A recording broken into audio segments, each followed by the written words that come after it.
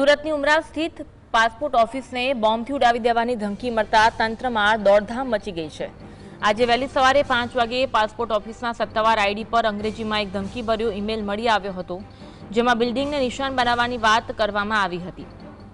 આ ગંભીર ઘટનાની જાણ થતાં બોમ્બ સ્ક્વોડ, ડોગ સ્ક્વોડ અને સ્થાનિક પોલીસનો કાફલો તાત્કાલિક ઘટના સ્થળે પહોંચી ગયો હતો।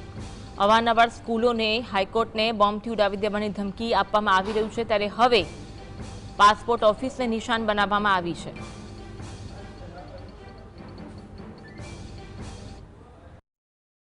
પીપલોદ ખાતે આવેલા પાસપોર્ટ ઓફિસને બોમ્બથી ઉડાવવાની ધમકીને લઈને હાલ તો સુરત પોલીસની ટીમ સ્થળ પર પહોંચી છે, તપાસ કરવામાં આવી રહી છે અને હાલ હવે જે બોમ્બ સ્ક્વોડ હોય, ડોગ સ્ક્વોડની ટીમ દ્વારા તપાસના ધમધમાટ શરૂ કરી દેવામાં આવ્યા છે। પાસપોર્ટ ઓફિસ અત્યારે સંપૂર્ણપણે ખાલી કરાવી દેવામાં આવી છે અને હાલ જે મેલ દ્વારા જે આવેલો જે ઈમેલ છે તેને લઈને હવે તપાસ કરવામાં આવી રહી છે કે અફવા ફેલાવવામાં આવી છે, તેને લઈને સુરત પોલીસની ટીમ હવે તપાસ કરવામાં આવી રહી છે। જોઈ શકાય છે અત્યારે સુરત પોલીસનો કાફલો જે છે તે અહીં જોવા મળી રહ્યો છે। પોલીસ અધિકારીઓ પણ જે છે તે અત્યારે સ્થળ પર પહોંચી રહ્યા છે।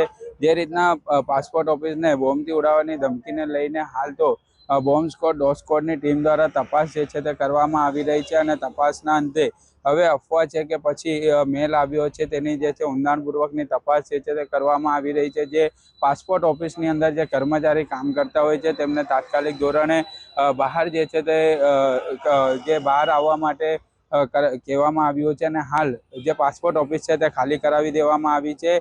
હાલ તો પોલીસ દ્વારા તમામ જે છે તે ચેકિંગો હાથ ધરવામાં આવી રહી છે। સાહિદ જગતાપ, GSTV સુરત।